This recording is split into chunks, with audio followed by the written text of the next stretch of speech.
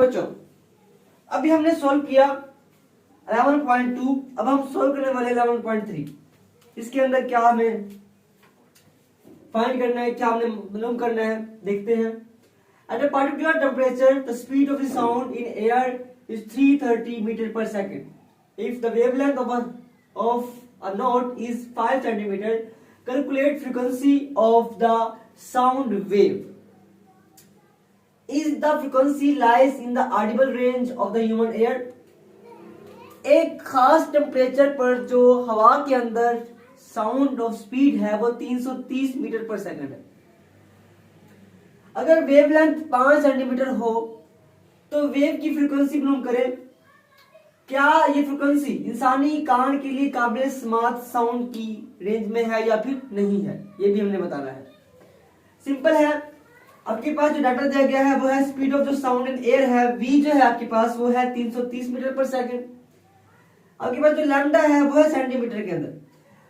अब इस बात का ख्याल रखना है बच्चों कि जो लैम्डा होता है, वेवलेंथ होती है, वो सेंटीमीटर में नहीं होती बल्कि मीटर में होती है। ठीक है, सबसे पहले इसको मीटर में कन्वर्ट करेंगे, इसको हम डिवाइड करेंगे, तकसीम करेंगे 100 के ऊपर, तो आपके पास आंसर आएगा 0.05 मीटर। हमने मालूम क्या करना है, हमने फाइंड करनी है फ्रीक्वेंसी को। फॉर्मूला इस्तेमाल करेंगे v is equal to F lambda.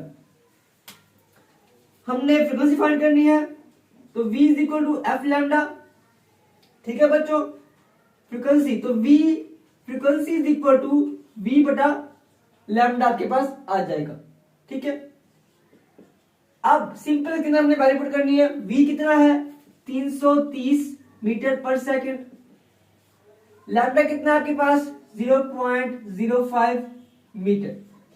ये मीटर से मीटर कैंसिल आउट हो गया, फ्रीक्वेंसी आपके पास क्या बताएगी, ये आपके पास जो इसका आंसर आएगा बच्चों वो आपके पास पर सेकंड में आएगा। जब आप इसको डिवाइड करेंगे तो आपके पास आंसर आएगा 6.6 जरा 10 टू रेज पर 3। अब पर सेकंड जो होता है वो होता है बच्चों हर्ट्ज के बराबर होता है, मतलब फ्रीक्वेंसी जो है आपके पास वो बनेगी 6.6 जरा 10 की पावर 3 हर्ट्ज। ये आपके पास फ्रीक्वेंसी है। उम्मीद करता हूं कि आपको इसकी समझ आ गई होगी। आपने इसको अच्छी तरह से प्रैक्टिस करना है ताकि आप अगर पेपर में आ भी जाए तो आप इसको आसानी के साथ सोल्व कर सकें और अपने नंबर को सिक्योर कर सकें।